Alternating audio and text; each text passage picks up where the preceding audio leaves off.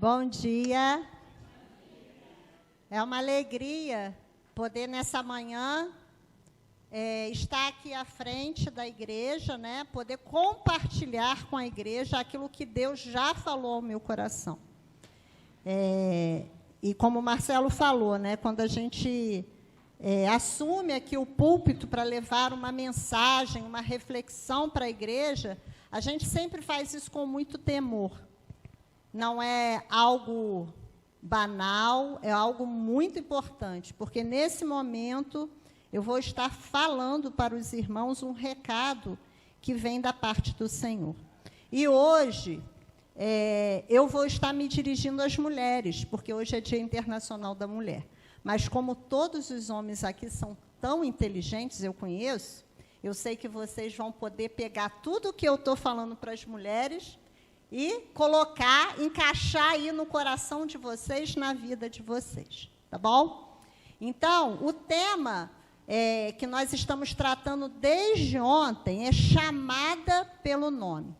Nós fomos chamadas pelo nome, pelo nosso Deus, quando nós estávamos ainda no ventre da nossa mãe.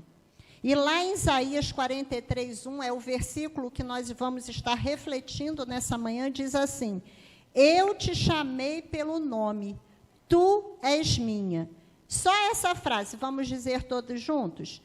Eu te chamei pelo nome, tu és minha. E os homens vão dizer, né? Então, vamos lá. Hoje, nós estamos comemorando o Dia Internacional da Mulher.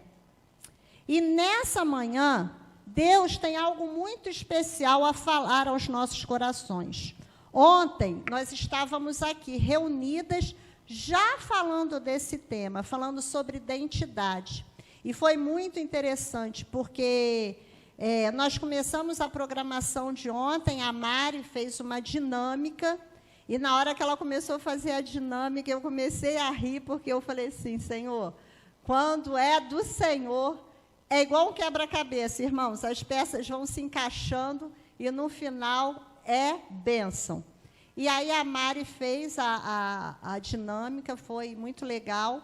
E logo depois nós tivemos uma palavra, né, da Delma, falando sobre Rispa, como nós aprendemos sobre a vida de Rispa. Se você não esteve aqui ontem, eu te convido, pega a sua Bíblia e procure lá, né, a palavra, né, Rispa, que você vai descobrir que Rispa era uma mulher. E você vai ver o testemunho que essa mulher deu. Eu te convido para isso. Então, hoje, de maneira muito especial, nós vamos ouvir a voz de Deus. Essa mensagem aqui, e tudo que a gente tem falado desde ontem, há algum tempo, Deus tem falado isso ao meu coração. Foi uma experiência que eu tive com Deus. E hoje eu gostaria de compartilhar com vocês, porque as mulheres da igreja, que a maioria eu conheço muito bem, e eu sei que assim como essa mensagem encaixou no meu coração, ela também vai encaixar, e Deus vai se revelar e vai falar ao seu coração também. E aí, a primeira coisa que nós vamos estar falando é o seguinte, que todas nós, ao nascermos, nós recebemos um nome. E é interessante, né, quando a gente vai escolher o nome de um filho, é algo tão especial, não é uma coisa assim, né, tipo assim, vou botar os papeizinhos ali, a gente tira, vai ser esse, não. É algo muito especial. Todo mundo que já passou por isso sabe que é algo especial. Hoje eu estava compartilhando ali com a irmã, falando, né, quando eu já tinha lá, antes de me casar, eu já tinha no meu coração de ter uma filha e que eu iria colocar o nome dessa filha de Mariana. Então, é um momento muito especial. Mas eu não vou estar falando sobre esse nome, né? Porque esse nome nos é dado pelos nossos pais, mas eu quero falar de um nome que é dado a nós quando nós ainda estamos lá no ventre da nossa mãe. É sobre esse nome que eu quero falar com você. Mas algo muito especial acontece ao longo do caminho. Ao longo do caminho, nós recebemos tantos outros nomes, né? Lá em casa, por exemplo, tem a Tica, tem a Funga, tem o Nem, né? São os nomes carinhosos que a gente acaba colocando nas pessoas que nós amamos. né? Mas nós sabemos também que nesse mundo que nós vivemos hoje, muitas vezes, né, ao longo da nossa caminhada, desde a infância, adolescência, juventude, nós recebemos tantos outros nomes. E alguns desses nomes são nos dados de forma pejorativa. E aí eu fiquei lá em casa pensando, né, o que seria um nome pejorativo? E aí eu escrevi algo aqui que diz assim: podemos dizer que é um nome dado com uma conotação negativa, depreciativa ou ofensiva, usado para rebaixar, criticar, desprezar ou mesmo ofender. E isso nos é familiar. Eu, por exemplo, eu lecionei 30 anos. E durante 30 anos lecionando, como eu vi crianças recebendo títulos negativos sobre a vida delas. Né? Era muito triste ver isso. E eu sei que muitas vezes a gente vê isso acontecer dentro da nossa casa, no nosso círculo de amizade. A gente vê isso acontecendo em vários locais. Muitas vezes, quando nós recebemos esse nome, às vezes na infância, na adolescência, na juventude, a gente leva esse nome para o coração e a gente guarda esse nome ali, e acaba que esse nome vira um fardo pesado, uma marca que ainda dói até hoje. Tudo porque um dia alguém nos apontou o dedo e manchou nossa identidade, alterando o nosso DNA. Na nossa caminhada, ou na caminhada das pessoas que nós amamos, alguém foi muito cruel e tentou manchar a nossa, a minha, a sua identidade. Tudo por quê? Preste atenção, irmãos, tudo por quê? O mundo costuma rotular as pessoas pelos piores momentos da sua vida, ou por julgar fora de um padrão de beleza, ou mesmo por um momento de fragilidade onde o pecado agiu. Eu vou repetir para você entender. Quando a gente rotula uma pessoa pelo pior momento da sua vida. Quando você julga uma pessoa porque ela não tem o padrão de beleza que você definiu como o mais bonito na sua cabeça. Ou mesmo por causa de um momento de fragilidade onde o pecado agiu. Mas hoje, no Dia Internacional da Mulher, eu quero te dizer que o céu ecoa uma verdade mais forte do que qualquer palavra negativa que foi lançada sobre a sua vida. Hoje o céu ecoa essa verdade. E sabe qual é essa verdade? Deus te chama pelo nome. Deus te chama pelo nome. Nós temos um lindo relato bíblico que comprova isso. Está lá em Gênesis 16. Eu não vou estar lendo o texto, mas eu creio que a maioria aqui da igreja conhece a história de Agar. Agar, ela era escrava, ela foi usada por sua senhora para um plano sombrio, abandonada à própria sorte, ela tinha perdido a identidade. Uma mulher invisível aos olhos humanos, mas ela foi vista por Deus, pelo Deus Todo-Poderoso, quando ela se encontrava lá no deserto. E lá no deserto mesmo, Agar, na experiência que ela teve com Deus, ela declarou: Tu és o Deus que me vê. Que hoje, nessa manhã, você também possa fazer essa declaração: Senhor, Tu és o Deus que me vê, mesmo quando eu estou no deserto, mesmo quando eu estou sozinha, Tu és o Deus que me vê. Vivemos dias barulhentos, confusos, conturbados, quanta correria. O ano começa, daqui a pouco a gente olha, o ano está terminando. E a mulher tem muitas responsabilidades. Ela é muito cobrada, ela é cercada de comparações e muitas vezes chega ao final do dia cansada, esgotada. Mas hoje Deus diz para você, mulher: Eu sou o Deus que te vê quando você está trabalhando. Eu sou o Deus que te vê quando você está fazendo as suas atividades domésticas. Eu sou o Deus que te vê quando você está zelando pelo seu lar. Eu sou o Deus que te vê quando você está educando o seu filho. Eu sou o Deus que te vê quando você está ajoelhada, intercedendo pela sua família. Eu sou o Deus que te vê. Vamos repetir todas juntas? Eu sou o Deus que te vê. Deus diz, eu sei o seu nome, eu conheço a sua história, eu posso restaurar a sua identidade. E hoje, Deus reafirma o pertencimento sobre a sua vida, pois Ele diz, você é minha filha amada. Você é minha filha amada. Existe um propósito de Deus para a sua vida. Você não é o que dizem de você. Você é o que eu, o Deus Todo-Poderoso, digo sobre você. Vou repetir mais. Você não é o que dizem de você. Você é o que o Deus Todo-Poderoso diz a seu respeito. Talvez, em algum momento da sua caminhada, você tenha perdido a sua identidade. Assim como Agar, você foi parar no deserto, você recebeu tantos títulos e se esqueceu, na verdade, de quem é você na sua essência. Tentou ser forte o tempo todo, e isso é uma característica muito gritante na vida das mulheres.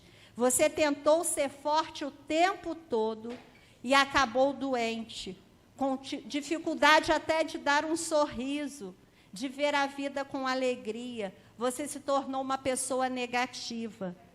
Hoje o Senhor te chama para deixar todos esses títulos, todos os nomes, todos os rótulos lançados sobre a tua vida. Talvez esse título tenha sido lançado, esse rótulo na sua vida, quando você ainda era uma menina. E você está carregando até hoje. Mas o Senhor está falando para você largar isso e se render a apenas um título, o de filha amada. Lá no Salmos 91, versículo 4, diz assim: Ele, o Senhor, o cobrirá com suas penas e o abrigará sob as suas asas. Filha, corra para os braços do seu pai. Proteja-se nas asas do Altíssimo. Esse é o convite do Senhor para a sua vida nessa manhã. Lembre-se que a filha amada de Deus não precisa provar nada para ninguém. Você não precisa provar nada para ninguém. Por quê? Porque já está no seu DNA. Mesmo antes do seu nascimento. Lá no Salmo 139, versículo 16, diz assim: Tu me viste quando eu ainda estava no ventre. O Senhor te viu quando você estava no ventre da sua mãe. E ali ele já tinha marcado o DNA de filha amada de Deus na sua vida. E essa marca ninguém pode tirar de você. Na Bíblia, nós encontramos muitas mulheres. Ontem nós vimos algumas, citamos várias mulheres, e aí na sua cabecinha, de repente, você vai se lembrar de várias que foram rotuladas e que pareciam improváveis diante da sociedade da época. Mas hoje, aqui nessa manhã, eu separei 3 mulheres. E por que eu separei essas 3 mulheres? Porque quando eu estava pensando em várias, eu comecei a lembrar de algumas mulheres aqui da igreja. E aí, foi por isso que eu selecionei essas 3 mulheres. A primeira mulher que eu vou falar é Ana. O relato de Ana está lá no livro de 1 Samuel. Se você ainda não leu a história de Ana, eu convido você, durante a semana, a abrir a sua Bíblia e se deliciar com essa linda história. Ana era conhecida como estéril. Esse era o rótulo dela. Inferior, fracassada, motivo de vergonha, amargurada, triste, vivia chorando. Esses foram os nomes dados para Ana. Mas, ao longo da sua história, podemos ver que ela não foi mais chamada por esses títulos, mas ela ficou conhecida como mãe de um profeta, mulher de fé, mulher de oração. Lembre-se, Deus não te apresenta pelo que dizem de você. Ele te apresenta pelo propósito que Ele mesmo determinou para a sua vida. Foi assim com Ana, é assim comigo e é assim com você. A segunda mulher é Raabe. A história de Raabe está lá no livro de Josué. Você também pode abrir a sua Bíblia aí durante a semana e estar lendo sobre Raabe. Conhecida por sua má conduta, pecadora, pagã, indigna. Era assim que Agar era conhecida. Mas o Senhor mudou todos esses títulos. O Senhor a chamou de instrumento de salvação. Uma mulher que era conhecida pela má conduta, pecadora, passou a ser chamada de instrumento de salvação. É assim que o nosso Deus age. Lembre-se, Deus não nos apresenta pelo nosso pecado, Deus não nos apresenta pelo nosso passado, mas pelo que Ele decidiu fazer hoje, através da minha e da sua vida.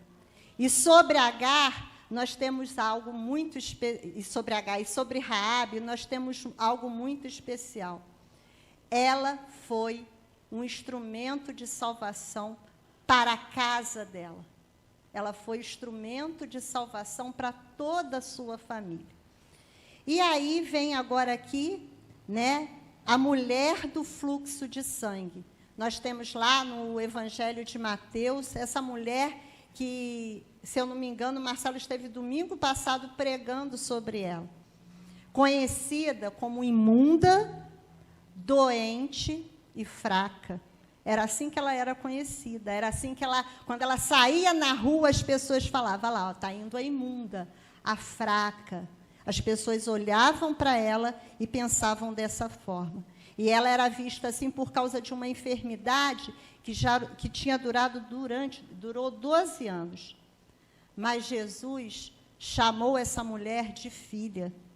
Lembre-se, eu não sou o que determinam sobre a minha vida. Eu sou o que Deus diz que eu sou.